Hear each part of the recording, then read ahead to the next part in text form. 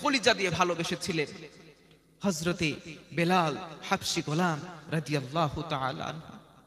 নবীজির ওফাতের পরে হযরতে বেলাল আবু বকরের শাসনামলে আবু বকরের কাছে গিয়ে বললেন, খলিফাতুল মুসলিমিন, যেই শহরে আমার নবী নাই, আমি বেলাল এই শহরে থাকতে চাই না, আমি যুদ্ধে যেতে চাই, প্রত্যেকটা যুদ্ধে আমাকে যাওয়ার অনুমতি দেন। হযরতে আবু বকর যুদ্ধে যাওয়ার অনুমতি দিয়ে দিলেন। প্রত্যেকটা যুদ্ধে হযরতে বেলাল যায়, ওই যুদ্ধে জয় অর্জন করে চলে আসে বীরের বেশে। বলেন সুবহানাল্লাহ। শহীদ হয় না, শহীদ হওয়ার তামান্না তার অন্তরের মধ্যে রয়েছে। যখন দেখলো আমি তো শহীদ হই না, যেই শহরে আমার নবী নাই, আমি বেলাল সেই শহরে থাকবো না। চলে গেলেন দামেস্কে। 6 মাস, কোন কোন বর্ণনায় রয়েছে 11 মাস, প্রায় 1 বছর সময় তিনি দামেস্কে থাকলেন। হঠাৎ করে একদিন স্বপ্নযোগে নূর নবী মুহাম্মদ সাল্লাল্লাহু আলাইহি ওয়াসাল্লাম আগমন করলেন। ডেকে বললেন, বেলাল, তুমি আমি নবীর কথা কি ভুলে গেছো? কতদিন হয়ে গেল তুমি মদিনা থেকে দূরে আছো। ও বেলাল, আমি নবীর কথা কি তোমার মনে পড়ে না? হযরতে বেলালের ঘুম ভেঙে গেল। হাউমাউ করে কান্না জড়িত কণ্ঠে চিন্তা করলেন, যেই শহরে আমি আছি এখানে তো নবীজির রওজা নাই। তাড়াতাড়ি একেবারে ক্লান্ত হয়ে পড়লেন, রেডি হয়ে তাড়াতাড়ি করে পায়ে হেঁটে রওনা করলেন মদিনার দিকে। জোরে বলেন সুবহানাল্লাহ। মদিনায় যেই দিন পৌঁছলেন, যোহরের নামাজের ওয়াক্ত হয়ে গেছে। সাহাবায়ে কেরাম বসা ছিলেন, হযরতে বেলাল হেঁটে হেঁটে আসছে, সবাই দেখে চিনে ফেলেছে এবং দাঁড়িয়ে বলতেছে, আমাদের নেতা বেলাল আবার ফিরে এসেছে, আমাদের নেতা বেলাল আবার ফিরে এসেছে। বলি সুবহানাল্লাহ। সাহাবায়ে কেরামদের মাঝে যখন বেলাল রাদিয়াল্লাহু আনহু চলে আসলেন, সাহাবায়ে কেরাম বললেন, বেলাল, কতদিন তোমাকে দেখতে পাই নাই বেলাল। আযিন ইয়া বেলাল, ও বেলাল, আজকের জোহরের ওয়াক্তের আযানটা তুমি দিয়ে দাও। হযরতে বেলাল রাজি হয় না। সব সাহাবায়ে কেরাম অনুরোধ করলেন, কারো অনুরোধ তিনি রাখলেন না। পরিশেষে 2 ভাই হাসান হুসাইন রাদিয়াল্লাহু আনহুমা সামনে এসে বলতেছেন, আযিন ইয়া বেলাল, ও বেলাল, আপনি আযান দেন। হযরতে বেলাল সে সময় বলেছিলেন, হাসান আর হুসাইন যখন আমার সামনে এসে বলল, আযিন ইয়া বেলাল, ও বেলাল, আপনি আযান দেন, আমি বেলালের কাছে কেমন জানি মনে হলো আমার নবী সরাসরি আমার সামনে থেকে বলতেছে, বেলাল তুমি আযান দাও, বেলাল তুমি আযান দাও। বলেন সুবহানাল্লাহ। আমার নবীজি বলেছেন, হুমা রাইহাতান, হাসান আর হুসাইন হচ্ছে আমি নবীর আতর। নবীজি সব সময় কোলের মধ্যে নিয়ে রাখতেন, কাঁধের মধ্যে নিয়ে রাখতেন। এজন্য নবীজির শরীরের ঘ্রাণ হাসান আর হুসাইন তাদের 2 ভাইয়ের শরীরেও পাওয়া যেত। সুবহানাল্লাহ। হযরতে বেলাল রাজি হয়ে গেলেন, উঁচু একটা টিলার মধ্যে উঠলেন, কানের মধ্যে হাত দিলেন, আল্লাহু আকবারের ধ্বনি বললেন 4 বার, আশহাদু আল্লা ইলাহা ইল্লাল্লাহ বললেন 2 বার, আশহাদু আন্না মুহাম্মাদুর রাসূলুল্লাহ। এই বাক্যটা যখন জবান দিয়ে বের হয়েছে, বিকট একটা আওয়াজ তার কণ্ঠ দিয়ে বের হয়ে ওই জায়গার মধ্যে অজ্ঞান হয়ে বেলাল পড়ে গেছে। বেলাল আর নিথর হয়ে পড়ে আছেন, নড়াচড়া করে না। সাহাবায়ে কেরাম চলে আসলেন, সেবা শুশ্রূষা করার পরে বেলালের জ্ঞান ফিরেছে। বেলাল হাউ মাউ করে কান্না করে। হযরতে বেলালের কান্না থামানো যায় না। বেলালের কান্না থেকে সাহাবায়ে কেরাম কাঁদেন। ছোট্ট ছোট্ট বালক বালিকা যারা এসেছিল আযান শোনার জন্য, তারাও কান্না করে।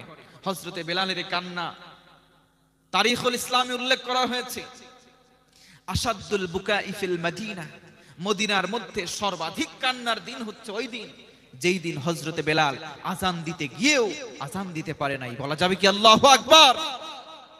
নবীজিকে এত ইশক করতেন, এত মোহাব্বত করতেন, নবীজিকে রহমত রূপে পেয়ে তারা নবীজির জন্য কলিজাটা ছিঁড়ে দিয়ে নিজেদের প্রাণ বিলিয়ে দেওয়ার জন্য সদা সর্বদা প্রস্তুত থাকতেন।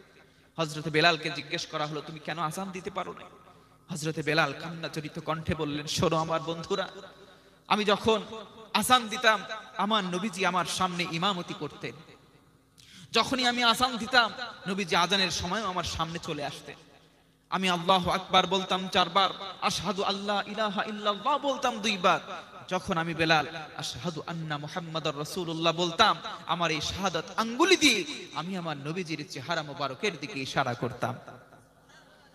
আজকে আমি বেলাল আযান দিচ্ছি, সেই বাক্যগুলো ঠিক আছে, আল্লাহু আকবার 4 বার বললাম, আশহাদু আল্লাহ বললাম, বাক্য সব ঠিক আছে, আশহাদু আন্না মুহাম্মাদুর রাসূলুল্লাহ বললাম। আমি আমার সামনে তাকিয়ে দেখি আমার নবীজি আমার সামনে তো দাঁড়িয়ে না। আমি নিজেকে কন্ট্রোল করতে পারি নাই। আমি আমাকে নিজেকে ধরে রাখতে পারি নাই, এই জন্য কান্না করে দিয়েছি, আমি আর কোনোদিন আজান দিতে পারবো না। হযরতে বেলাল সেদিনই সেখান থেকে আবার চলে গেলেন। নবীজির বিয়োগ, যেই শহরে নবী নাই, হযরতে বেলাল বলেছিলেন এই শহরে আমি বেলাল থাকতে পারবো না। হযরতে বেলাল মারা যাবেন, শয্যাশায়ী হয়ে আছেন, পরিবারের সবাই কাঁদে। হযরতে বেলালের চেহারার দিকে তাকিয়ে দেখা যায় তার ঠোঁটের কোণে হাসির ঝিলিক দেখা যায়। সুবহানাল্লাহ। জিজ্ঞেস করা হলো, বেলাল, মৃত্যু যন্ত্রণা মানুষের যদি আসে সে কান্না করবে, তুমি কেন হাসো বেলাল? হযরতে বেলাল সে সময় বলেছিলেন, শোনো, বাহ্যিকভাবে আমার আত্মীয় বর্গরা চিন্তা করতেছে আমার বিয়োগের পরে তারা আমাকে হারাবে, আমার সংসার আমাকে হারাবে, এতে আমার কোনো যায় আসে না। আমি হাসি এ কারণে, আমার কষ্ট আমার কাছে কোনো কষ্ট না, মৃত্যুর যন্ত্রণাটা আমার কাছে তুচ্ছ। আমি এই মুহূর্তে চোখ বন্ধ করব, সরাসরি আমার নবীর সঙ্গে আমার সাক্ষাৎ হয়ে যাবে, আমি এই জন্য হাসি। তারা কি পরিমাণ ভালোবেসেছেন। এই হযরতে বেলাল হাবশী গোলাম ছিলেন, চেহারাটা ছিল একদম কালো, মাথার চুলগুলো ছিল এলোমেলো, হাতের নখ শক্ত শক্ত, কথাগুলো স্পষ্ট করে বলতে পারতো না। আসহাদু হাদু সিন শিন মিল হয়ে যেত, কথাটা স্পষ্ট ছিল না। একদিন সাহাবায়ে কেরাম নবীজির কাছে আরজ করলেন, ইয়া রাসূলুল্লাহ, বেলালের আজান তো শুদ্ধ হয় না, বেলালের আজান তো শুদ্ধ হয় না, বেলালকে আপনি এই দায়িত্ব থেকে বাদ দিয়ে নতুন একজন মুয়াজ্জিন নিয়োগ করে দেন। নবীজি সাহাবীদের কথা রাখতে গিয়ে হযরতে বেলালকে বললেন, বেলাল, আগামীকাল ফজরের থেকে তোমার আজান দেওয়ার দরকার নাই। হযরতে বেলাল কলিজায় আঘাত পেলেন, তাহাজ্জুদের জায়নামাজে আল্লাহর কাছে আরজ করলেন, আল্লাহ, আমি কালো, এর মধ্যে আমার কোনো হাত নাই, তুমি আমারে কালো বানিয়েছো। আল্লাহ, আমি কথা স্পষ্ট করে বলতে পারি না, এই দোষ তো আমার না, এটা তোমার সৃষ্টি। আমি গোলাম, আমার বাবাও গোলাম, আল্লাহ, আমি তো নিজে নিজে গোলাম হই নাই, আল্লাহ, এটাও তো তোমার একটা কারিশমা। তোমার সৃষ্টিকে যারা ভুল ধরে আমাকে মুয়াজ্জিনের পদ থেকে বাদ করে দিল, আল্লাহ, তোমার কাছে বিচার রইল, এই বিচারটা আমি বেলাল চাই। বলেন না সুবহানাল্লাহ। মাজলুম অবস্থায় আল্লাহর কাছে একটা ফরিয়াদ করেছে, সঙ্গে সঙ্গে আরশের মালিক সেটা কবুল করে নিয়েছে। পরের দিন সকালবেলা নতুন মুয়াজ্জিন সুললিত কণ্ঠে আজান দিয়েছে, কিন্তু ফজরের যেই ওয়াক্তটা, সেই ওয়াক্তটা আর হয় না, সুবহে সাদিক আর হয় না। নবীজি বসে আছেন, সাহাবায়ে কেরাম বসা, কি ব্যাপার, ওয়াক্ত আসে না, সুবহে সাদিক কেন, আভা দেখা যায় না, নামাজ আদায় করব। হঠাৎ করে জিবরিল আমিন চলে আসলেন, আরজ করলেন, ইয়া রাসূলুল্লাহ, আজকে কি আজান হবে না? আমার নবীজি বললেন, কেন ভাই জিবরাইল, আজকে তো নতুন মুয়াজ্জিন অত্যন্ত সুন্দর কণ্ঠে আজান দিয়েছে। জিবরিল বললেন, আল্লাহ, আল্লাহর নামের শপথ ইয়া রাসূলুল্লাহ, আল্লাহর নামের শপথ করে বলি, আজকে আজান আরশ পর্যন্ত পৌঁছাই নাই। প্রতিদিন আজান হয়, আজান পৌঁছিয়ে যায়, ওই আজানের শব্দ শুনে প্রত্যেকটা ফেরেশতা তাদের নিজের কর্মসূচি সূচনা করে, শুরু করে, সবাই তাদের নিজ নিজ কর্মে বের হয়ে যায়। বলেন না আল্লাহু আকবার। আজকে তো আজানের শব্দ যায় নাই। আমি এসেছি এই মুহূর্তে আল্লাহ রাসূলকে জানাতে। জিবরাইল আমিন বললেন, ইয়া রাসূলুল্লাহ, সারা জীবনে যদি এরকম সুন্দর কণ্ঠের মুয়াজ্জিন দিয়ে আজান দেন, আজান আরশ পর্যন্ত পৌঁছাবে না। এই মুহূর্তে প্রতিদিন যেই বেলাল আজান দেয়, সেই বেলালকে দিয়ে আজান দেওয়ান না দেওয়ালে কিয়ামত পর্যন্ত আর সূর্য কোনোদিন উঠবে না। আল্লাহু আকবার। হযরতে বেলাল খুশি হয়ে গেলেন, হযরতে বেলালকে দিয়ে আজান দেওয়ানো হলো। আল্লাহর নবী মেরাজে গেলেন, মেরাজ থেকে আসলেন, বেলালকে ডেকে বললেন, বেলাল, গোপনে গোপনে কি এমন আমল করো রে বেলাল? সিদরাতুল মুনতাহা থেকে আরশে আজিম, আরশে মহল্লা, বিশাল একটা দূরত্বের রাস্তা। জিবরাইল আমিন আমাকে নিয়ে গেলেন সিদরাতুল মুনতাহার ব্যারিকেডে গিয়ে জিবরাইল আমিন বললেন, ইয়া রাসূলুল্লাহ, এর পরে ধাপ দেওয়ার সুযোগ আমার নাই, আমাকে আর অনুমতি দেওয়া হয় না, আপনি একা একা যান। আল্লাহর নবী বলেন, বেলাল, আমি একা একা যাচ্ছিলাম, বড্ড ভয় ভয় লাগছিল, বড্ড ভয় পাচ্ছিলাম, একা একা যাচ্ছি নতুন জায়গা। বেলাল, আল্লাহর নামের শপথ, ওই জায়গায় আমি যাচ্ছি আর তোমার পায়ের আওয়াজ আমি ওখানে শুনতে পেয়েছি। আরো জোরে বলেন সুবহানাল্লাহ। আমার মনে হচ্ছিল, বেলাল, তুমি আমার সাথেই আছো, গোপনে কি আমল করো? বেলাল বললেন, ইয়া রাসূলুল্লাহ, তেমন কোনো আমল তো আমি করি না, তবে আমি যখন অজু ছুটে যায় আমার, সঙ্গে সঙ্গে আমি অজু করি, আর অজু করার সাথে সাথে 2 রাকাত তাহিয়াতুল ওযু নামাজটা আমি আদায় করে নিই। নবী আমার বললেন, বেলাল এই আমলটা তুমি জীবনে ছেড়ো না, এই আমলটা তুমি করতে থাকো। আল্লাহ তাআলা এই জন্য তোমার সম্মান মর্যাদা দুনিয়াতে রাখে নাই, আরশ পর্যন্ত পৌঁছিয়ে দিয়েছে। সুবহানাল্লাহ। আমার নবী একদিন খাবার খাচ্ছেন, এই বেলালকে বললেন, ইজলিস বেলাল, বসো, সিট ডাউন, ইতআম, খাবারটা খাও। হযরতে বেলাল নবীজির চেহারার দিকে ফেল ফেল করে তাকিয়ে আছে, সাহস হয় না হযরতে বেলাল বসতে। নবীজি আবার বললেন, বেলাল ইজলিস ইতআম, বসো, আমার পাত্রে খাবার খাও। হযরতে বেলাল দু চোখ দিয়ে অশ্রু প্রবাহিত করে আর নবীজির দিকে তাকিয়ে থাকে, বসে না। নবীজি থার্ড টাইম বললেন, তৃতীয়বার বললেন, বেলাল তুমি কি আমার কথা শুনতে পাও নাই? হযরতে বেলাল বললেন, ইয়া রাসূলুল্লাহ, আমাকে ক্ষমা করবেন, আমি 3 বার আপনার আওয়াজ শুনতে পেয়েছি, আমার কলিজায় সাহস হয় নাই। আপনি মদিনা রাষ্ট্রের প্রেসিডেন্ট, আমি হচ্ছি গোলামের ঘরের গোলাম, আপনার মতো রাষ্ট্রের প্রধানের সঙ্গে আপনার পাত্রে একসঙ্গে খাবার খাবো, কলিজার মধ্যে আমার স্পর্ধা নাই। আল্লাহর নবী বললেন, শোনো Bilal, upper and lower, black and white, সাদা কালো, ধনী দরিদ্র, এই সব কিছুর মধ্যে ভেদাভেদ সব মিটিয়ে সমতা বিরাজ করবার জন্যই আল্লাহ তাআলা আমি নবীকে দুনিয়াতে পাঠিয়েছি। আরো জোরে বলেন সুবহানাল্লাহ। আমার নবীজি একদিন বসে আছেন, সাহাবীদের উদ্দেশ্য করে আল্লাহর নবী এলান করলেন, শোনো সাহাবীরা শোনো, গভীর মনোযোগ বাড়িয়ে দেন। বাইহাকি শরীফের হাদিস, আমার নবীজি বলেন, ও সাহাবীরা মনোযোগ বাড়াও, ইন্না হাদিহিল কুলুবা তাসদাউ কামা ইয়াসদাউল হাদিদ ইযা আসাবাহুল মা। قيل يا رسول الله صلى الله عليه وسلم وما جلاؤها؟ قال كثرة ذكر الموت وتلاوة القرآن। আল্লাহর নবী এলান করলেন, সাহাবীরা শোনো, তোমরা দুনিয়ার জমিনে বসবাস করছো, চলাফেরা করছো, প্রত্যেকটা মানুষের অন্তর রয়েছে, অন্তর, এই অন্তরগুলো গুনাহের পরিবেশে যাওয়ার কারণে মরিচিকাগ্রস্ত হচ্ছে, জং ধরে যাচ্ছে। আমার নবীজি বললেন, কেমনে জং ধরছে? একটা লোহার টুকরা, একটা লোহার খণ্ড পানির মধ্যে অনেক দিন যদি চুবিয়ে রাখা হয়, যেমনি ভাবে জং ধরে যায় মানুষের কলবগুলো, ঠিক ওইভাবে জং ধরে যাচ্ছে। সাহাবীদের মধ্য থেকে একজন দাঁড়ালেন, আরজ করলেন, ওয়ামা জালাউহা ইয়া রাসূলুল্লাহ, ওগো আল্লাহর নবী, সেই জং আমরা কেমনে সরাবো, সেই জং আমরা কেমনে দূর করব বলে দেন। আল্লাহর নবী তখন 2টা আমল বললেন, 2টা সিরিজ কাগজের মতো আমল বলে দিলেন। قال আমার নবীজি বললেন, কাসরাতু যিকরিল মাউত ওয়া তিলাওয়াতিল কুরআন।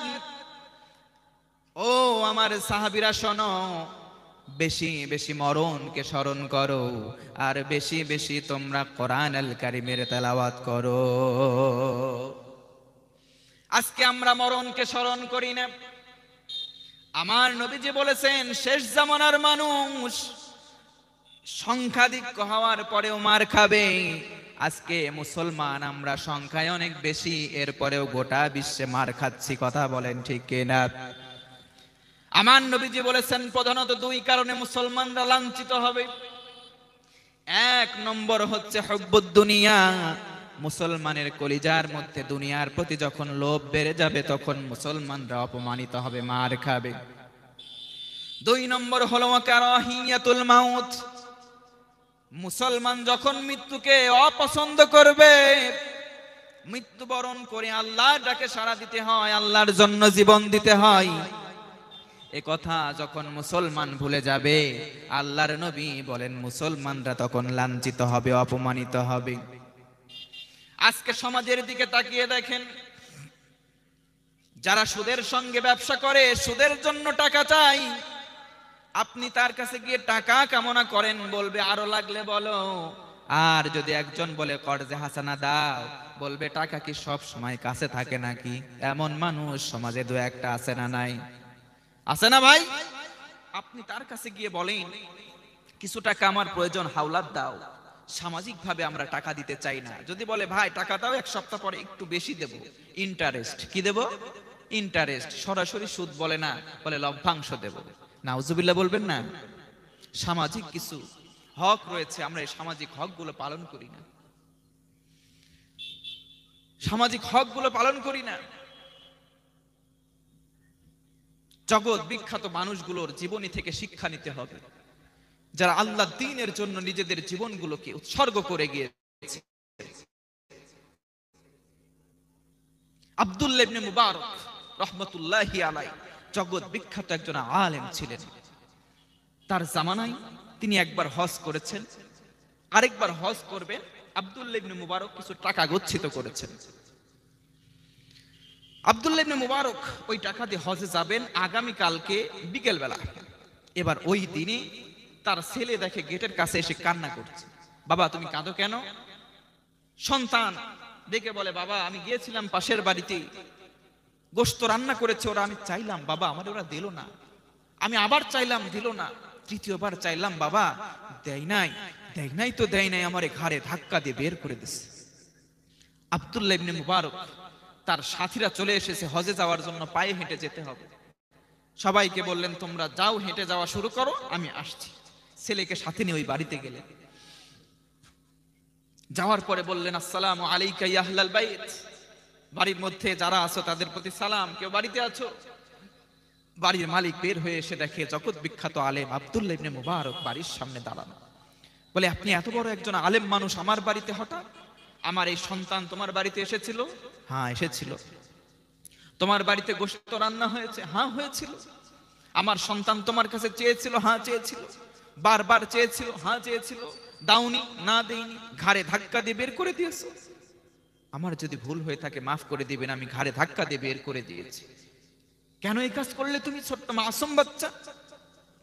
ডেকে বলে ভাইজান দুঃখের কথা কি বলবো, কয়েকদিন যাবত আমি কাজে যাচ্ছি, কাজের সন্ধানে মাঠে যাচ্ছি, ময়দানে যাচ্ছি, আমার কাজের কোনো সন্ধান হচ্ছে না, বাড়িতে কোনো খাবার নাই, কয়েকদিন যাবত আমরা সবাই পরিবারের অনাহারে আছি, অভুক্ত আছি, কারো কাছে হাত পাতি নাই।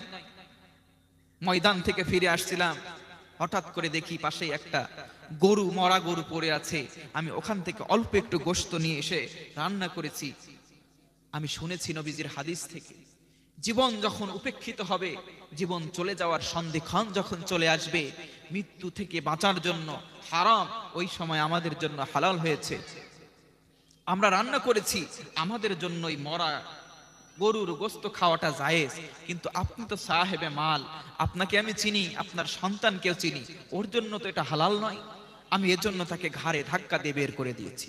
যদি ভুল করে থাকে আমাকে ক্ষমা করে দেবে। আব্দুল্লাহ ইবনে মুবারক শুনলেন, চোখ দিয়ে দরদর করে পানি বের হয়ে গেল। বললেন ভাই তুমি থাকো, আমি আসছি। দৌড়িয়ে বাড়িতে গেলেন। হজে যাওয়ার জন্য যে গচ্ছিত টাকা ছিল, টাকাগুলো সব নিয়ে এসে ওই প্রতিবেশীর হাতে দিয়ে বললেন, ভাই আমি তোমার খোঁজ নিতে পারি নাই, তুমি 3-4 দিন না খেয়ে আছো, আল্লাহর কাছে অভিযোগ দায়ের করো না। আমার দায়িত্ব ছিল প্রতিবেশী হয়ে প্রতিবেশীর হক আদায় করা, এই দায়িত্বটা পালন করতে পারি নাই বলে তুমি আমাকেই মাফ করে দিও। বলেন না সুবহানাল্লাহ। টাকাগুলো দিয়ে চলে আসছে। হজের সময় শেষ, 1.5-2 মাস পরে তার বন্ধুরা সবাই ফিরে এসেছে। আব্দুল্লাহ ইবনে মুবারককে দেখে বলে, বন্ধু তুমি হজ থেকে কবে আসলে? ডেকে বলে, ভাই এবছর তো আমি হজে যাই নাই। কি বলো, মিথ্যা কথা কেন বলো? হজে যাও নাই মানে?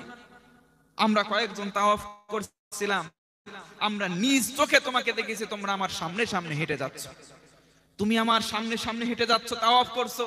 মুজদালিফায় তোমাকে দেখেছি, শয়তানকে কঙ্কর নিক্ষেপের সময় আমরা তোমাকে দেখতে পেয়েছি। সুবহানাল্লাহ বলবেন না? আব্দুল্লাহ ইবনে মুবারক বললেন, আল্লাহি, আল্লাহর নামের শপথ, আমি এবারে হজে যাইনি। হজে যাওয়ার যে গচ্ছিত টাকা ছিল আমার এক প্রতিবেশী ভাইকে দান করে দিয়েছিলাম। ওই রাত্রে আব্দুল্লাহ ইবনে মুবারককে স্বপ্নে দেখানো হলো, মুবারক, আব্দুল্লাহ ইবনে মুবারককে স্বপ্নে দেখানো হলো, তুমি যে স্যাক্রিফাইস করেছো, যে দানটা করেছো, আল্লাহর কাছে এত প্রিয় হয়ে গেছে, এত অ্যাকসেপ্টেবল, এত গ্রহণযোগ্যতা পেয়েছে, তোমার এই দানের ওসিলায় আল্লাহ তাআলা তোমার আকৃতি দিয়ে একটা ফেরেশতা দিয়ে তোমার ওই হজটা সম্পন্ন করে দিয়েছেন। শুধু তাই নয়, তোমার এই দানকে আল্লাহ পাক এত মহাব্বত করেছেন, ভালোবেসেছেন, কবুল করেছেন। এই দানের ওসিলায় তোমাকে এক ফেরেশতাকে মাধ্যম করে হজ করানো হয়েছে। ওই হজের মাধ্যমে যত হাজিরা এবার এসেছিল সবার হজটাকেও আল্লাহ কবুল করে নিয়েছে। আরো জোরে বলেন সুবহানাল্লাহ। আজকে আমরা প্রতিবেশীর হক আদায় করতে চাই না। আমার নবীজি থেকে শিক্ষা নিতে হবে, বড় বড় বুজুর্গদের থেকে, জীবনী থেকে শিক্ষা নিতে হবে। ভাইয়েরা মনে আছে কিনা জানি না, লম্বা সময় চলে গেছে। পৃথিবীবাসীর জন্য প্রধানত রহমত কয়টা? তিনটা। এক নম্বর হচ্ছে বিশ্ব নবী সাল্লাল্লাহু আলাইহি ওয়াসাল্লাম।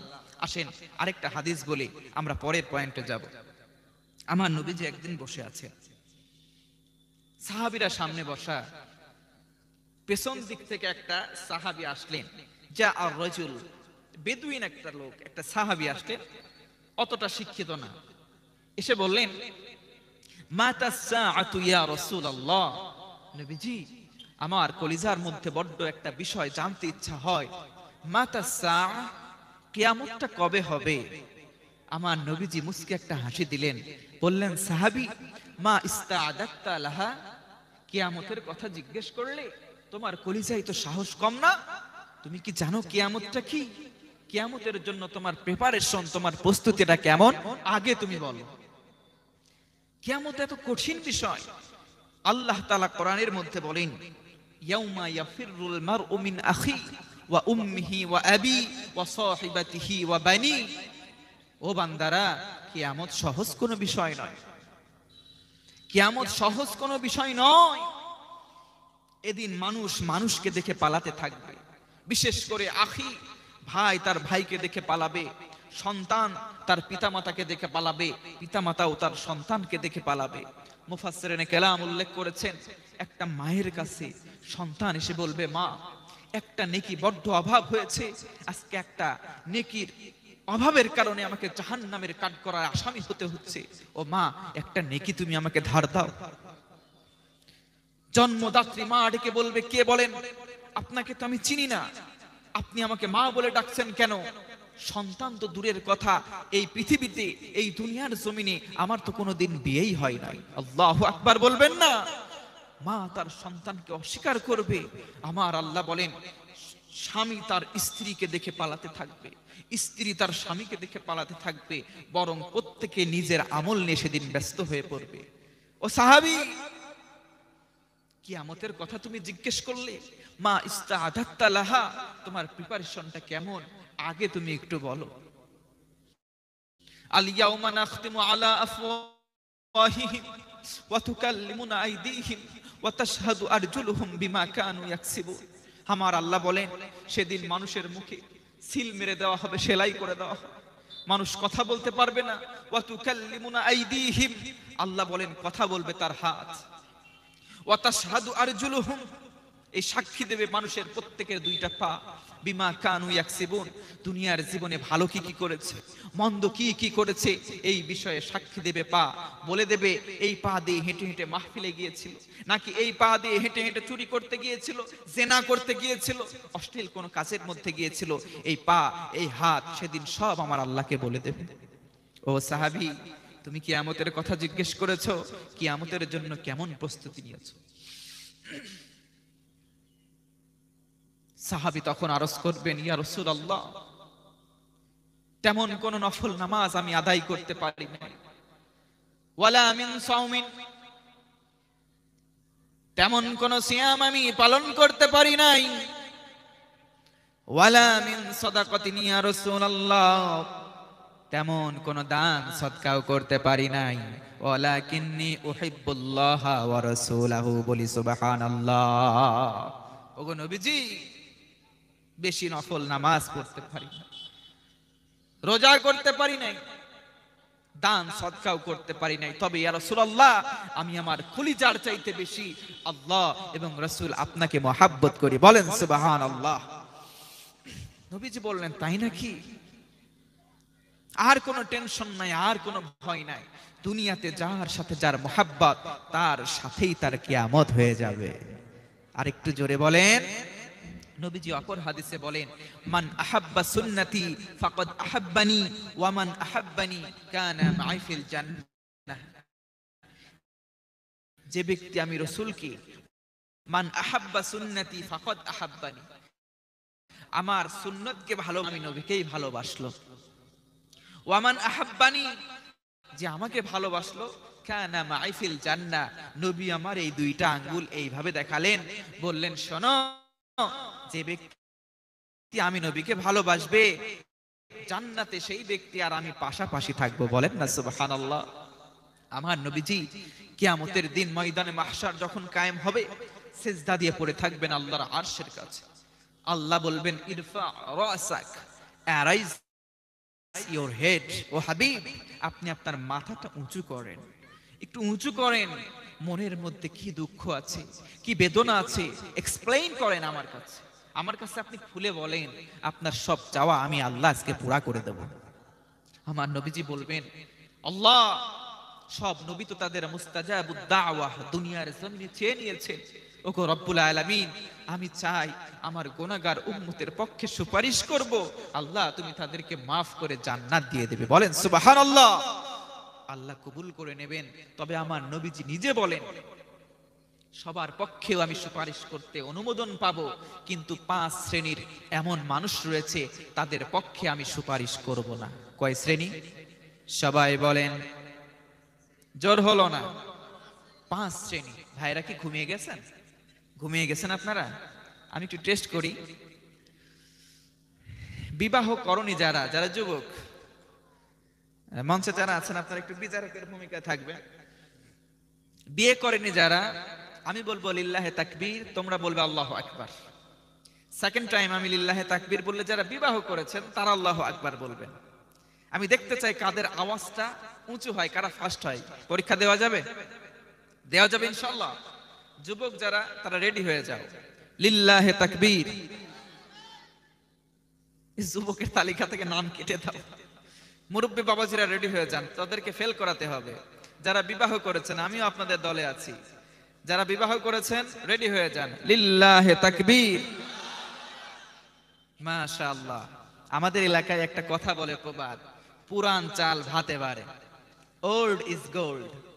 পুরান হয়ে গেলেও সে সোনা সোনাই থেকে যায়।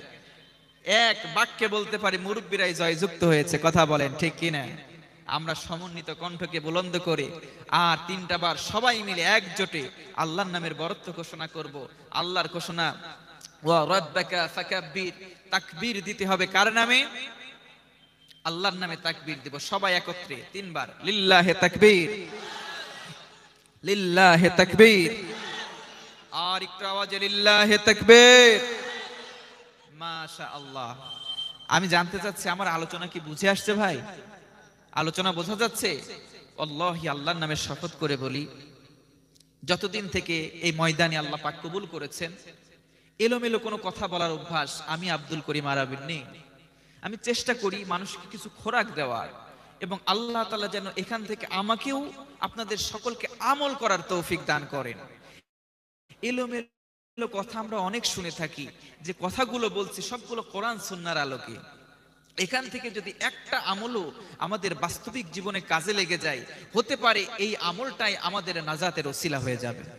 আর একটু জোরে বলেন, কয়টা রহমত পৃথিবীবাসীর জন্য? মনে আছে তো? আমি এই 3টাও বলবো।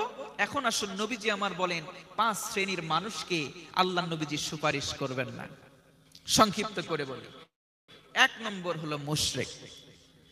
আমার নবীজি বলেন,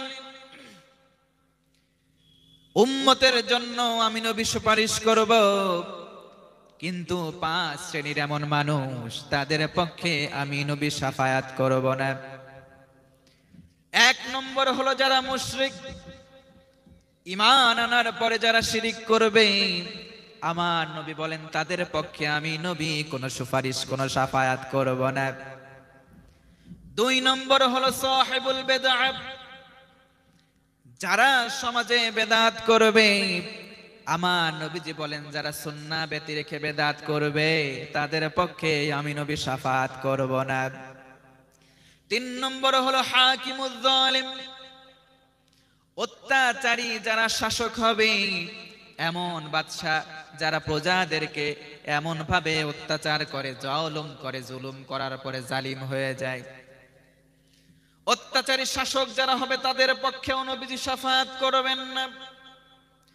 আদ-দিরারা ফিদ-দ্বীন, যারা দ্বীন ইসলামের মধ্যে বাড়াবাড়ি করবে, আল্লাহর নবী বলেন 4 নম্বরে তাদের পক্ষেও আমি শাফায়াত করব না। 5 নম্বর হলো মাইয়ুকাযযিবুশ শাফাআ, যারা কিনা আমি নবীর শাফায়াতকে মিথ্যা বানাবে, মিথ্যা প্রতিপন্ন করবে, তাদের পক্ষেও আমি সুপারিশ করব না। বলেন নাউযুবিল্লাহ। 1 নম্বর মুশরিক, 2 নম্বর সাহিবুল বিদআত, 3 নম্বর হাকিমুজ জালিম, 4 নম্বর দিরারা ফিদ-দ্বীন আবিল ইসলাম, 5 নম্বর মাইয়ুকাযযিবুশ শাফাআ। এই 5 শ্রেণীর মধ্যে থাকবে যারা নবীজির সুপারিশ পাবে না। তারা, আমরা সবাই নবীজির সুপারিশ চাই কি চাই না? সবাই চাই কি চাই না? আল্লাহর নবীর সুপারিশ পেয়ে ধন্য হয়ে আমরা যেন সবাই জান্নাতে যেতে পারি, পড়ি আমিন। আমার নবীজি বলেন, সাহাবীরা শোনো, এটাও তিরমিজি শরীফের হাদিস। নবীজি বলেন, হিসাব নিকাশ হয়ে যাবে, জান্নাতীরা জান্নাতে চলে যাবে, জাহান্নামীরা জাহান্নামে। আমার নবীজি বলেন, সাহাবীরা শোনো, জান্নাতি মানুষগুলো যখন জান্নাতে যাবে, এই যে নামাজের মধ্যে কাতার হয়, লাইন হয়, আপনারা দেখেছেন, জান্নাতের মধ্যে জান্নাতি মানুষগুলোর কাতার হবে 120 খানা। 120 খানা কাতারের মধ্যে 80 খানা কাতার পাবে আল্লাহর নবী বলেন আমার উম্মতেরা। বাকি থাকে 40 খানা কাতার। আমার নবীজি বলেন, আলা সাইরিল উমাম, আদম পয়গম্বর থেকে ঈসা রূহুল্লাহ, যত নবী আম্বিয়া আলাইহিস সালাম দুনিয়াতে আগমন করেছিলেন, তাদের যত উম্মত ছিল, বাকি 40 খানা কাতার পাবে তারা সবাই। তার মানে চিন্তা করেন আমরা উম্মতে মুহাম্মাদি কত বড় ভাগ্যবান, বলি সুবহানাল্লাহ। হাদিসের শেষ অংশ শুনুন। আমার নবীজি বলেন, সাহাবীরা মনোযোগ বাড়িয়ে দাও, ওই সময় স্পেশাল একটা গ্যালারি করা হবে, প্রথম একটা ভিআইপি লাইন বানানো হবে, জান্নাতের প্রথম একটা কাতার বানানো হবে। ওই কাতারে স্পেশাল বান্দা বান্দিগুলো ঠাঁই পাবে, ওই চেয়ারে আসন পাবে তারা, আল্লাযীনা ইয়াহমাদুনাল্লাহা ফিস সাররাই ওয়াদ দাররা, পড়েন সুবহানাল্লাহ। আমার নবীজি বলেন, শোনো শোনো, আল্লাযীনা ইয়াহমাদুনাল্লাহ, যারা আল্লাহ তাআলার প্রশংসা আদায় করেছে, ফিস সাররাই ওয়াদ দাররা, কঠিন সময় আর সহজ 2 সময়, পড়েন সুবহানাল্লাহ। 2 সময় যারা হর হালতে আল্লাহর প্রশংসা করবে, আমার নবীজি বলেন ওই ব্যক্তি বান্দা বান্দিগুলো জান্নাতে গেলে প্রথম কাতার পাবে। আরেকবার বলেন সুবহানাল্লাহ। আমার নবীজির পরিচয় বলতে গেলে, তার রহমতের নমুনা ধরে তুলে ধরতে গেলে এরকম রাতের পর রাত যেতেই থাকবে, এটা বলে শেষ করা সম্ভব হবে। আমার নবীজির একটা উদাহরণ দিয়ে শেষ করে আমরা দ্বিতীয় পয়েন্টে চলে যাব। আমার নবীজি বলেন, আমার উপমা কি তোমরা জানো? একটা মানুষ একটা অট্টালিকা বানালো, বিশাল আকারের প্রাসাদ বানালো, আজমালাহু ওয়া আহসানাহু, হাদিসের কথা। আধুনিক যারা মুহাদ্দিসিনে কেরাম আহসানাহু ওয়া আজমালাহু শব্দের ব্যাখ্যা লিখেছেন। আমি আরবিতে মাস্টার্স ডিগ্রি অর্জন করার পাশাপাশি আবার হাদিসের উপরে মাস্টার্স ডিগ্রি অর্জন করেছি, আলহামদুলিল্লাহ, আল্লাহ পাকের অশেষ রহমতে। এই যখন আধুনিক হাদিসের ব্যাখ্যাগুলো পড়ি অবাক হয়ে যায়। আহসানাহু ওয়া আজমালাহু শব্দের আধুনিক ব্যাখ্যায় মুহাদ্দিসিনে কেরাম বলেছেন, ওই লোকটা বাড়িটাকে টাইলস করলো, মোজাইক পাথর দিয়ে সাজালো, অনেক রংচং করলো, সৌন্দর্য বর্ধনের যা কারুকার্য করা সব করলো, করার পরে একটা মাত্র উপরের দিকে ইট ফাঁকা আছে। বলেন তো বাড়িটা কি সম্পন্ন হবে? সম্পন্ন হবে না। সব ঠিক আছে, উপরের দিকে একটা ইট নাই। নবীজি বলেন, আদম পয়গম্বর থেকে আমি নবী পর্যন্ত এই সবগুলো হচ্ছে একটা প্রাসাদ, একটা দেওয়ালের মতো, একটা অট্টালিকার মতো। বলেন না সুবহানাল্লাহ। এই নবী আগমনের পরম্পরায় আমি হচ্ছি সেই ইট, যেই ইটটার কারণে ওই লাইনটা, ওই বাড়িটা অসম্পন্ন রয়েছে। আল্লাহর নবী বলেন, মানুষগুলো যখন আসবে ওই লোকটার বাড়িটা দেখবে, ইয়াতুফুনা বিহি ওয়া ইয়াজিবুনা লাহু। আল্লাহর নবী বলেন, লোকজন বাড়িটা দেখবে, ঘুরবে, দেখার পরে ওয়ায়াজিবুনা, ওয়ান্ডারফুল, আশ্চর্য হয়ে যাবে, এত সুন্দর বাড়ি, কিন্তু উপরে ইটটা থাকলে ভালো হতো। আমার নবীজি বলেন, আমি মুহাম্মদ হচ্ছি সেই শেষ ইট। বলেন সুবহানাল্লাহ। সব নবীদের আগমন করিয়ে আল্লাহ পাক আমাকে সেখানে বসিয়ে নবীদের চেইনটা, নবীদের দেওয়ালটা, নবীদের এই অট্টালিকাটা পরিপূর্ণতা দান করেছেন। আরো জোরে বলেন, আল্লাহ নবী সাল্লাল্লাহু আলাইহি ওয়াসাল্লাম আগমন করে গোটা বিশ্ববাসীর জন্য রহমত স্বরূপ হয়ে আসলেন। সেই রহমতের নমুনা সুন্নাহ আমাদের ভিতরে আছে। আল্লাহর কাছে কামনা করছি, আল্লাহ এই সুন্নাহগুলো, আমাদের পদাঙ্কগুলো একবারে পুঙ্খানুপুঙ্খানুভাবে আদায় করে চলার তৌফিক তুমি সহজ করে দান করে, পড়ি আমিন। 2 নম্বর রহমত হচ্ছে আল্লাহর পক্ষ থেকে, সেটা কোরআনুল কারীম। একটু চিৎকার করে বলেন না সুবহানাল্লাহ। কোরআনুল কারীম এমন একটি মুআজিজা, এমন একটি wonderful divine book from Almighty Allah. এই কোরআনের পরতে পরতে সব কথাগুলো আছে, এই কথাগুলো সত্য কথা। তিরমিজি শরীফের আরেকটা হাদিস, আল্লাহর নবী বলেন, মান ক্বালা বিহি সাদাকা। কোরআন থেকে যারা কথা বলে তারা জমিনে সত্যবাদী। সুবহানাল্লাহ বলবেন না? ওয়ামান হাকামা বিহি আদালা। কোরআন দিয়ে যারা বিচার করবে, আল্লাহর নবী বলেন, তারাই হলো ন্যায় বিচারক। ওয়ামান আমিলা বিহি উজরা। কোরআন দিয়ে যারা আমল করবে, কোরআনের হালাল গুলো যারা মানবে আর হারাম গুলো যারা বর্জন করবে, আল্লাহর নবী বলেন তাদেরকে মহা পুরস্কার দেওয়া হবে। মান দাআ ইলাইহি হাদা। কোরআনের দিকে যারা মানুষদেরকে আহ্বান করবে, আল্লাহর নবী বলেন তাদেরকে আল্লাহ পাক হেদায়েতের উপরে অটল রেখে দেবেন। পড়ুন সুবহানাল্লাহ। হাদিসের শেষ কথা, ফাকাদ হুদিয়া ইলা সিরাতিম মুস্তাকিম। আমার নবী শেষ কথা বললেন, দাঈ ইলাল্লাহ, যেই ব্যক্তি কোরআন দিয়ে মানুষদেরকে ডাকবে, বলবে আসো কোরআন পড়ি, আসো তোমরা কোরআন বুঝি, আসো কোরআন দিয়ে আমাদের জীবন গড়ি, যারা ডাকে সাড়া দেবে, আল্লাহর নবী বলেন তাদেরকে আল্লাহ সিরাতে মুস্তাকিম দান করবে। সিরাতে মুস্তাকিম আমরা সব সময় আল্লাহর কাছে চাই। প্রত্যেকটা নামাজের প্রত্যেকটা রাকাতে আমরা বলি, ইহদিনাস সিরাতাল মুস্তাকিম। ও আল্লাহ, আমাদেরকে সহজ পথটা তুমি বলে দাও। আল্লাহর কাছে আমরা দোয়া করি। আমার নবীজি ফর্মুলা বলে দিলেন, বললেন সিরাতে মুস্তাকিম পেতে চাও, কোরআনের পদাঙ্ক তোমরা অনুসরণ করো, পেয়ে যাবে। কোরআনটা কত আশ্চর্যের, কেমন রহমতের কোরআন শোনেন। কোরআন এমন একটা কিতাব, কোরআন থেকে একটা হরফ পড়লে আল্লাহর নবী বলেন একটা নেকি দেওয়া হয়। মান ক্বারা হারফাম মিন কিতাবিল্লাহি ফালাহু বিহি হাসানা।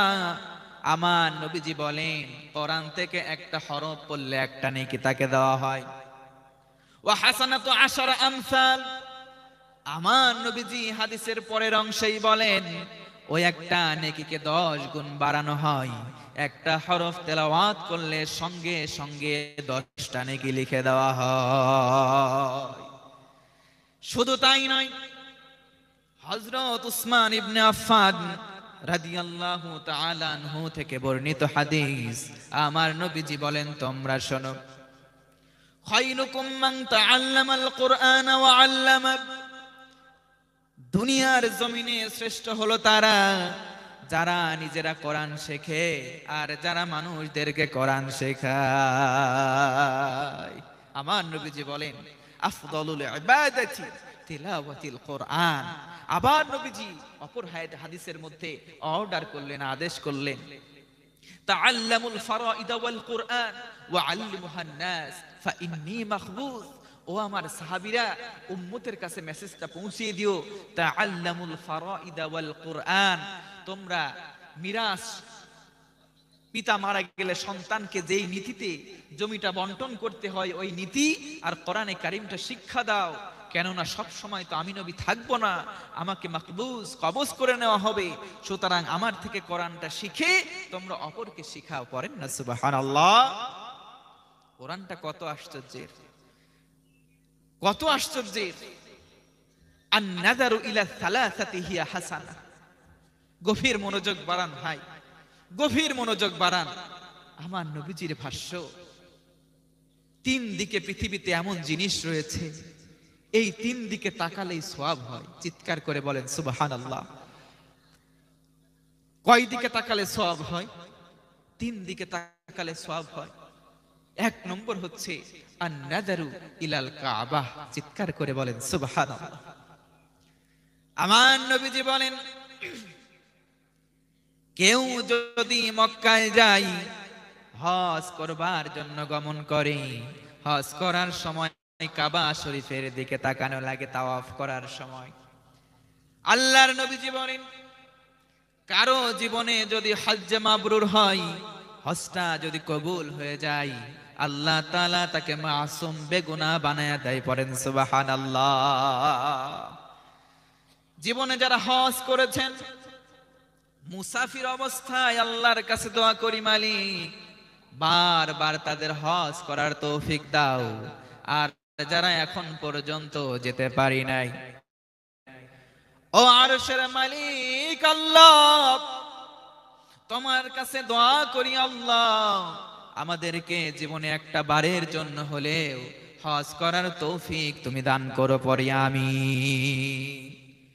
তিন দিকে তাকালে সওয়াব হয়।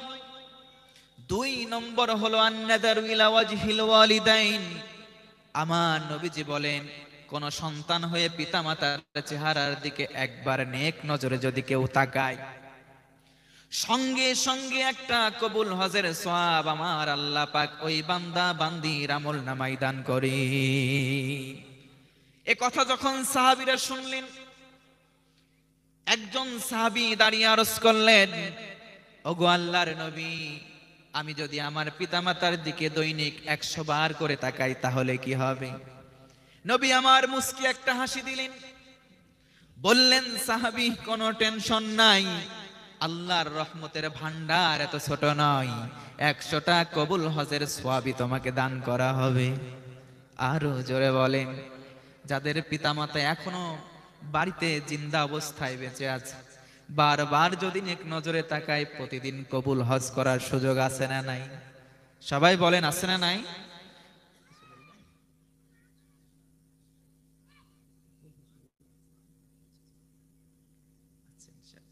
বলি আল্লাহু আকবার। বলেন না আল্লাহু আকবার। বিরক্ত করছি ভাই? বিরক্ত হচ্ছেন আপনারা? পেছনে অনেক ভাই দাঁড়িয়ে আছেন, জায়গা হচ্ছে না, মেহেরবানি করে বসেন। আপনাদের এই এলাকায় আমি এই প্রথম, আমি এই সাইডে কোনোদিন আসি নাই। আমি জানি না আপনাদের খোরাক আমি দিতে পারছি কিনা, আমি জানি না, বুঝতে পারছি না আমি কথাগুলো বোঝাতে পারছি কিনা। তবে অন্তর দিয়ে যদি অনুধাবন করেন, আমার বিশ্বাস কথাগুলোর মধ্যে আপনাদের জন্য খোরাক রয়েছে, কথাগুলোর মধ্যে আপনাদের জন্য খোরাক রয়েছে, আমাদের সবার জন্য খোরাক রয়েছে। একটু অন্তর দিয়ে অনুধাবন করতে হবে। যদি আমরা শুধু শুনলাম, এই কান দিয়ে আর এই কান দিয়ে বের করে দিলাম, আমার কথা থেকে কেউ খোরাক পাবেন না। তিন দিকে তাকালে সওয়াব হয়। সেকেন্ড, নবীজি বললেন, পিতামাতার দিকে সন্তান হয়েছে তাকাও, নেক নজরে একবার তাকাও, একটা কবুল হজের সওয়াব পাবে। আর একটু জোরে বলেন, 100 বার তাকাবো, 100টা কবুল হওয়া হজের সওয়াব পাবো। আল্লাহ নবীজি বলেছেন, হুমা জান্নাতুকা ওয়া নারুক, মা বাবা হয় তোমার জান্নাতে যাওয়ার কারণ, আর না হয় মা বাবা তোমার জাহান্নামে যাওয়ার কারণ। আমার নবীজি অপর হাদিসে বলেন, আল জান্নাতু তাহতা আকদামিল উম্মাহাত, পৃথিবীর মায়েদের পায়ের নিচে প্রতিটা সন্তানের জন্য রয়েছে জান্নাত। সুবহানাল্লাহ। যারা সেই পিতা মাতাকে হারিয়ে ফেলেছে, কবরের বাসিন্দা হয়েছে, এই জুলুস থেকে আমরা দোয়া করি, আমাদের মৃত পিতামাতার কবরটাকে আল্লাহ পাক জান্নাতের বাগান বানিয়ে দাও। পড়ি আমিন। যাদের পিতামাতা বেঁচে আছে, বারবার তাদের খেদমত করব, তাদের দিকে নেক নজরে তাকাবো, আল্লাহ পাক কবুল হজের সওয়াব দান করবেন, বলি সুবহানাল্লাহ। 3 নম্বর হলো আন-নাযারু ইলাল মাসাহাফ আউল কুরআনুল কারীম। কেউ যদি কোরআনের পাতার দিকে শুধু তাকিয়ে থাকে, কোরআন পড়তে পারেন না কোনো সমস্যা নাই, কোরআনের পৃষ্ঠা খুলেন আর তাকিয়ে থাকেন, পবিত্র অবস্থায় যদি তাকিয়ে থাকেন, যতক্ষণ থাকবেন ততক্ষণ আল্লাহর রহমত বর্ষণ করা হবে। তাহলে কোরআন, এই কোরআন থেকে আমরা কতটা দূরে আছি, কোরআন থেকে আমরা কতটা দূরে আছি। আজকে কোরআন আমরা বুঝি না, কোরআন আমরা মানতে চাই না, কোরআনকে ঔষধ হিসেবে আমরা গ্রহণ করতে চাই না। আজকে মুসলমানের এই দুর্গতি হওয়ার কারণ হচ্ছে আমরা কোরআন এবং সুন্নাহ থেকে অনেকটা গাফেল হয়ে গেছি, অনেকটা দূরে সরে গেছি। ভাইয়েরা আমার, কোরআন আল কারীম থেকে দূরে যাওয়ার কোনো সুযোগ নাই। তাফসিরে ফি জিলালিল কোরআন, আল্লামা সাইয়্যিদ কুতুব শহীদ রহমাতুল্লাহি আলাইহি, এই তাফসির তিনি লিখেছেন জেলখানায় বসে বসে। যদি প্রশ্ন করেন হুজুর, বিশ্ব বরেণ্য মুফাসসিরে কোরআন কেন আবার জেলখানায়, তাকিয়ে দেখবেন বাংলাদেশ সহ গোটা বিশ্বের মধ্যে যারা বিশ্ব বরেণ্য মুফাসসিরে কোরআন, তারা আজও পর্যন্ত জেলখানার মধ্যে কারাবরণ করতেছে। কথা বলেন ঠিক কি না? এই মুফাসসিরে কোরআন জেলখানায় বসে বসে তাফসির লিখেছেন। তার বিপক্ষে যখন মৃত্যুদণ্ডের আদেশ শোনানো হলো, তখন তিনি জেলখানায়, পরিবার থেকে শেষ সাক্ষাতের জন্য তার বোনকে দেওয়া হলো। বোন এসে বলতেছে, ভাই তুমি যদি তোমার দোষটা স্বীকার করো, শুধু বলো আমার ভুল হয়েছে, আমি প্রাণ ভিক্ষা চাই, তোমাকে ছেড়ে দেওয়া হবে। মুফাসসিরে কোরআন তখন বলেছিল, বোন আমার, প্রাণ ভিক্ষা চাইবো মানুষের কাছে, ইম্পসিবল, অসম্ভব। জীবন দেওয়ার মালিককে, মরণ যিনি দেবেন তিনি কি?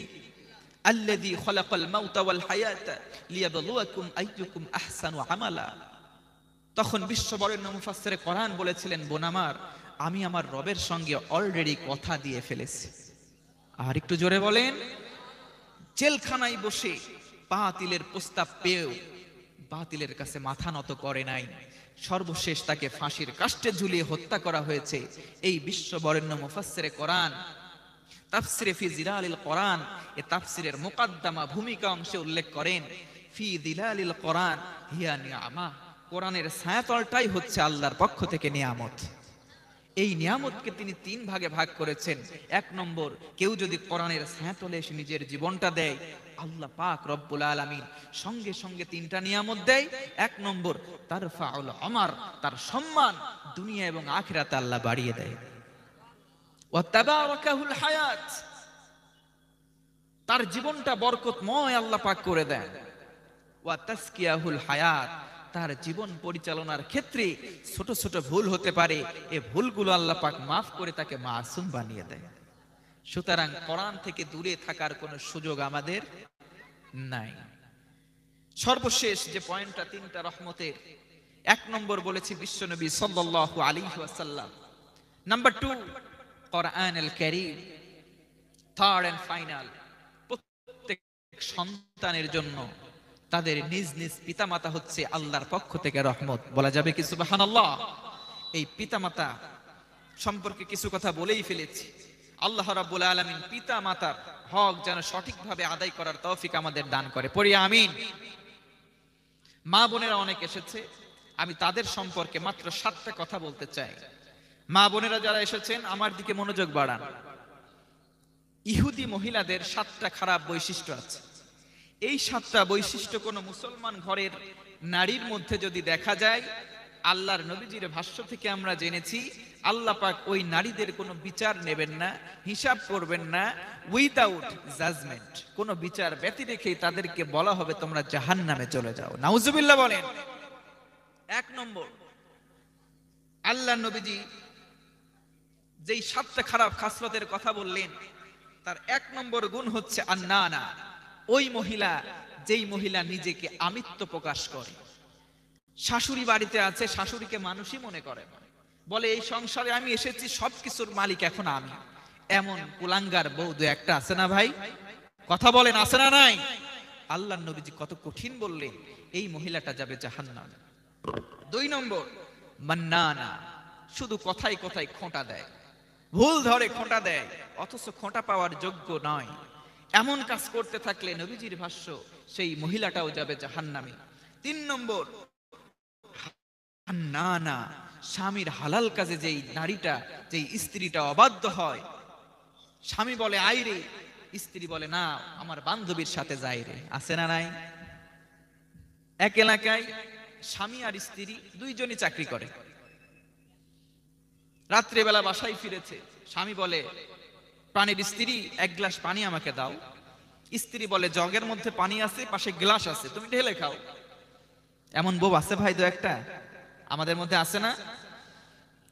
স্বামী বলতেছে এত বড় কথা, স্ত্রী বলতেছে বেতন কি তোমার থেকে কম পাই, পানি ঢেলে খাও। স্বামী বাধ্য হয়ে খেয়েছে। খাওয়া দাওয়া শেষ, বাইরে থেকে দুইজন খেয়ে এসেছে। স্বামী বলতেছে বউ মশারিটা এবার টানাও, মশা লাগতে পারে। স্ত্রী বলতেছে তুমি টানাও, আমি কি তোমার থেকে বেতন কম পাই? দুইজনের ঝগড়া বেঁধে গেছে। শেষ পর্যন্ত সিদ্ধান্ত হলো কথা আমরা কেউ বলবো না কারোর সাথে, যে কথা আগে বলবে সে মশারি টানাবে। পাশ দিয়ে যাচ্ছিল একটা চোর, সব কথা শুনে ফেলেছে। সব কথা শুনে ফেলে চিন্তা করতেছে সুযোগ একটা যায়, সারা জীবন কামাই করছো, সুযোগ পাই নাই চুরি করার, আজকে সুযোগ একটা যায়। বাড়িতে ঢুকেছে, সব কিছু চুরি করে নিয়ে আসতেছে। আসার সময় দরজাতে বের হবে, ওরা দুইজন তো তাকিয়ে আছে, সব চুরি করা দেখতেছে কিন্তু কথা বলতেছে না। কথা বললে মশারি টানাতে হবে। চোর দেখতেছে চলে যাচ্ছে, কথা বলে না। স্বামী স্ত্রীর দিকে তাকাচ্ছে, স্ত্রী স্বামীর দিকে তাকাচ্ছে। আবার চোর চুরি করে নিয়ে সব চলে যাচ্ছে, যাওয়ার অন্তিম লগ্নে মশারিটা নিয়েও তার পোটলার ভিতরে নিয়ে বের হয়ে চলে যাচ্ছে। স্ত্রী বলতেছে এই চোর দাঁড়া, স্বামী বলতেছে মশারি টানা। আচ্ছা ভাই মশারি কি আছে? মশারি আছে, মশারি নিয়ে চলে গেছে। গল্পটা থেকে আমি হাসির খোরাকি দেই নাই, শিক্ষা নেই। ম্যাক্সিমাম পরিবারগুলোর মধ্যে আজকে স্বামী স্ত্রীর মধ্যে মনোমালিন্যতা চলে। এই সুযোগে শয়তান নামক চোর আমাদের প্রত্যেকের সংসারে ঢুকে যায়। ঈমান নামক ওই মশারির মতো দামি সম্পদটা আমাদের মাঝখান থেকে চুরি করে নিয়ে যাচ্ছে। কথা বলেন ঠিক কিনা? আজকে স্বামী স্ত্রীর মধ্যে অমিল থাকার কারণে শয়তান তাদের সংসারে বাসা বাঁধে, তাদের ভাঙন ধরিয়ে দেয়। এর মাধ্যমে পরকীয়া প্রেম বেড়ে যাচ্ছে, ভালোবাসা হারাম রিলেশনশিপে তারা চলে যাচ্ছে। এজন্য সংসার অনেকের টিকে না, ডিভোর্স বেড়ে যাচ্ছে। কথা বলেন ঠিক কিনা? এগুলো করা যাবে না। মা ও বোনেরা, আপনারা স্বামীর প্রতি একটু অবাধ্য এই আচরণটা বাদ দিয়ে তাদের বাধ্যানুগত হয়ে যান। আর আপনাদেরও কিছু স্বভাব আছে যারা আমরা স্বামী, স্ত্রীদের বেশি বেশি প্রশংসা করি না। বেশি বেশি প্রশংসা করবেন, হঠাৎ করে আবার ওই ব্যক্তির মতো প্রশংসা করেন না। এক ব্যক্তি ওয়াজ শোনার শেষে বাড়ি যেয়ে বউয়ের প্রশংসা শুরু করছে। বউ তোমাকে আজকে হেভি লাগতেছে, super, I love you, I love you জান, তোমাকে খুব ভালো লাগতেছে, তোমার চুলটা কত সুন্দর, টানা টানা তোমার চোখ, আহ কি সুন্দর লাগতেছে, দাও একটু খাবার দাও। খাবার দিয়েছে, খাবার খাওয়ার সময় খাচ্ছে, বলে আজকে তরকারিটা সেই রকম টেস্ট, অনেক সুপার কোয়ালিটির হয়েছে, তোমার এই রান্নাটাও সুন্দর হয়েছে। 3 প্রকার তরকারি খেয়ে 3টারই প্রশংসা শুরু করে দিয়েছে সমানে সমান। যত প্রশংসা করে বউ তত খেপে যায়। কি ব্যাপার, এত খেপো কেন? বলে মিনসি আমার, সারা জীবন কষ্ট করে রান্না করে খাওয়ায়, একদিনও প্রশংসা করো না। আজকে তরকারি ভাবির কাছ থেকে নিয়ে আসছে আর প্রশংসা বেশি বেশি করো। ভাবির কাছ থেকে তরকারি নিয়ে আসছে আর স্বামী প্রশংসা করতেছে না। প্রশংসা করব তবে জেনে শুনি, একটু হালতটা, তো র্যাঙ্কটা, গতিটা ঠিক রেখে আমরা প্রশংসা করার চেষ্টা করব। আমাদের স্বামী স্ত্রীর মাঝে যাদের মিল নাই, আল্লাহ তাআলার কাছে কামনা করছে আল্লাহ পাক যেন স্বামী স্ত্রীর বন্ধনটা অটুট করে দেয়। পড়েন আমিন। 4 নম্বর, কান্নানা, যেই মহিলারা বংশীয় গৌরব করবে, আল্লাহ নবীজির ভাষ্য মোতাবেক তারা জাহান্নামে চলে যাবে। 5 নম্বর, হাদ্দাকা, স্বামীর কোনো উপহার স্ত্রীও পছন্দ করে না। যখন কোনো দেবর তার কাছে কোনো উপঢৌকন দেয় খুব পছন্দ করে। স্বামী একটা শাড়ি এনে কিনে দিয়েছে, বলে তুমি শাড়ি কিনতে জানো না। এমন স্ত্রী আছে না ভাই? এটার উপরে যারা ইস্তেকামত থাকবে, এই গুণটা ইহুদি মহিলাদের, এটা মুসলমানদের ঘরের মহিলাদের মধ্যে থাকতে পারে না। 6 নম্বর, সাদ্দাকা, স্বামীর সঙ্গে কথায় কথায় তর্ক করে, মাঝে মধ্যে গালিগালাজ করে। এমন বউ আছে না ভাই? এই বউগুলো সরাসরি জাহান্নামে চলে যাবে। সেভেন্থ এন্ড ফাইনাল, সপ্তম হচ্ছে ওই গুণ যেটার নাম হলো বাররাকা। এমন খারাপ মহিলা, যেই মহিলা মাঝে মধ্যে ঝগড়া করতে করতে স্বামীকে ধরে মারে। এমন স্বামী অনেকেই আছে এখানে বসা, স্ত্রীর হাতে মায়েরও খেয়েছেন। ও মা, ও বোনেরা, যারা আমার কথা শুনলেন, যদি কোনোদিন এই মহা ভুলটা করে থাকেন, আজকে স্বামী বাড়িতে যাওয়ার সঙ্গে সঙ্গে তার পা ধরে অন্তত মাপ চেয়ে নেবেন। মা বোনেরা চিন্তা করতেছে, হুজুর শুধু আমাদেরকে বললেন, কত যে বাড়ি আমাদের পিঠের উপরে তারা দিয়েছে, সেইগুলোর পক্ষে কিছু বলবেন না? আপনাদেরকেও বলি, যারা স্ত্রীর গায়ে মেরেছেন, আঘাত করেছেন, আজকে গিয়ে অন্তত পা ধরার দরকার নাই, হাতটা ধরে বলেন সরি, ভুল হয়ে গেছে, ভবিষ্যতে আর ভুল হবে না। দেখবেন মহাব্বত, যিনি আল্লাহ তাআলার কাছে স্বামী স্ত্রীর মহাব্বত বৃদ্ধির দোয়া করছি, আল্লাহ পাক যেন আমাদের সমাজের, বিশেষ করে আপনাদের এলাকার স্বামী স্ত্রীর মধ্যে অমিল থাকলে যেন মিল করে দেয়। পড়ি আমিন। আর একটু জোরে পড়েন আমিন। এবার আমি ফিডব্যাক জানতে চাচ্ছি। আজকে আলোচনা করলাম আল্লাহর পক্ষ থেকে স্পেশাল 3টা রহমত।